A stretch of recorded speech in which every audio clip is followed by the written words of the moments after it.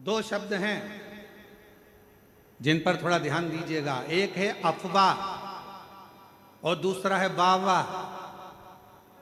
बोलो जरा कौन कौन से शब्द हैं? आवाज नहीं आई, जरा दमदारी से बोलो। अफवाह और वाह वाह, ये दो शब्द हैं, दो शब्द। एक शब्द है अफवाह, गलत बोल देना, गलत सुना देना, किसी के लिए गलत बता देना, अफवाह उड़ा देना। अरे इतना भीड़ हो रहा है, इतना भीड़ हो रहा है, ऐसा हो रहा है, वो हमारे पास में रहती है, वो ऐसा है, वो हमारे पास में रहता है, वो ऐसा है, वो ऐसा है, उसका लड़का ऐसा, उसकी लड़की ऐसी, उसका परिवार ऐसा, उसका कुटुंब ऐसा। अफवाह उड़ाने में कलयुग में सब माहिर हैं। अफवाह उड़ाने में कलयुग में सब माहिर हैं, इसलिए थोड़ा सावधानी रखना। शिव महापुराण की कथा कहती है किसी अफवाह में मत जाना। क्यों? क्या कारण? तो कहा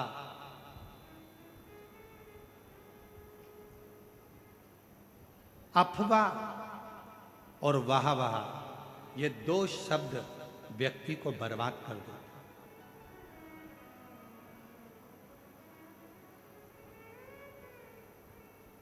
अफवाह व्यक्ति के जीवन को बर्बाद कर देती है और वाह वाह अपने भीतर अहंकार को रखकर, अभिमत्ता को रखकर बर्बाद कर देती है।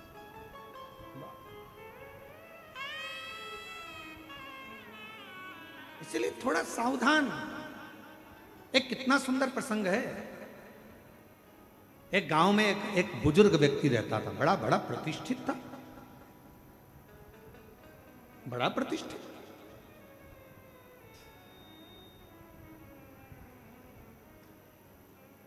और गांव में बुजुर्ग व्यक्ति रहता था। उन्हीं के घर के 4 घर छोड़कर एक बड़ा नौजवान लड़का, बड़ा सुंदर, बड़ा स्मार्ट, बड़ा विद्वान, बड़ा ज्ञानवान एक लड़का रहता था। बहुत विद्वान था, पढ़ा लिखा था और अच्छा स्मार्ट था, हैंडसम था और सब बढ़िया अच्छा था। अब बुजुर्ग व्यक्ति के मन में आया कि बताओ, लोग इसी को ज़्यादा सम्मान देते हैं, इसी को आदर देते हैं, इसी का सत्कार करते हैं, इसी को पूछते हैं। तो इसने धीरे धीरे कर कर गाँव के लोगों का कान भरना प्रारंभ कर दिया कि ये जो लड़का है ये चोर है। इसने उस कॉलोनी में चोरी करी थी, उस मोहल्ले में चोरी करी थी। धीरे धीरे अफवाह उड़ाना प्रारंभ करा और अफवाह ऐसी उड़ाई कि पूरे गांव में, पूरे नगर में बात हो गई कि ये लड़का चोर है। सब दूर खबर हो गई, ये चोर है, इसने चोरी करी। अब बात चलते चलते एक दिन नगर के गांव में चोरी हो गई और चोरी का इल्जाम गांव के लोगों ने किस पे लगाया? उसी लड़के पर लगाया जो चोर नहीं था, पर ईर्ष्या से उसको चोर बना दिया गया और चोरी का इल्जाम लगा दिया।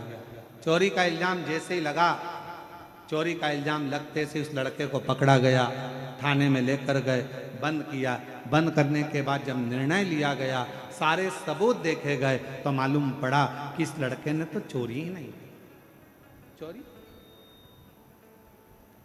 सूचना पाई कि इस पर चोरी का इल्जाम लगाया किसने, तो कहा कि एक गांव का व्यक्ति है और उस गांव के व्यक्ति ने इस पर चोरी का इल्जाम लगाया। उस गांव के बुजुर्ग व्यक्ति को बुलाया और पूछा गया, तुमने इस नवयुवक लड़के की जिंदगी खराब कर दी, तुमने इस नवयुवक युवान लड़के का जीवन बर्बाद कर दिया और तुमने इस पर चोरी का इल्जाम लगा दिया।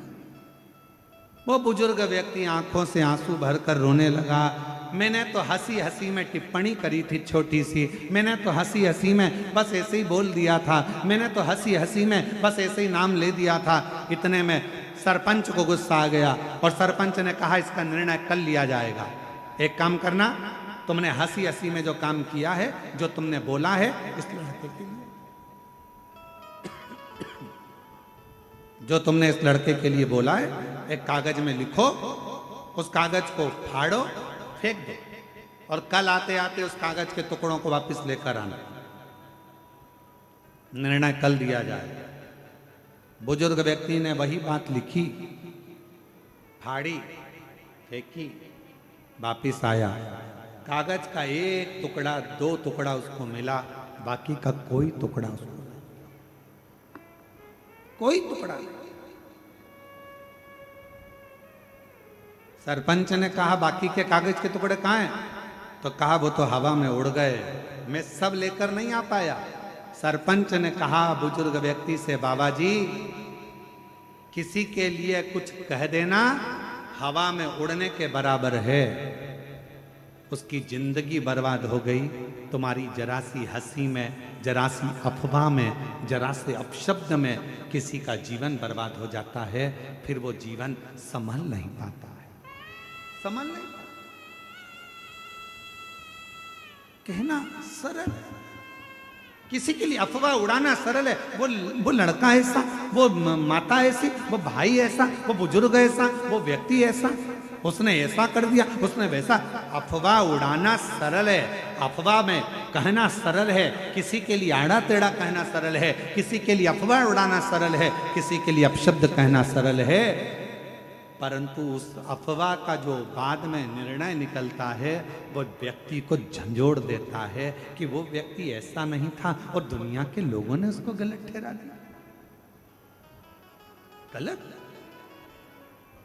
2 शब्द हैं, एक अफवाह और दूसरा वाहवाह। अफवाह भी हमारे जीवन को नष्ट कर देता है, हमारे विचारों को नष्ट कर देता है। और दूसरे नंबर पर है वाहवाह। अगर कोई तुम्हारी तारीफ कर रहा है, वाह वाह बोल कर तारीफ कर रहा है, बहुत बढ़िया भैया, बहुत, तो वाह वाह कर रहा है तो समझ लेना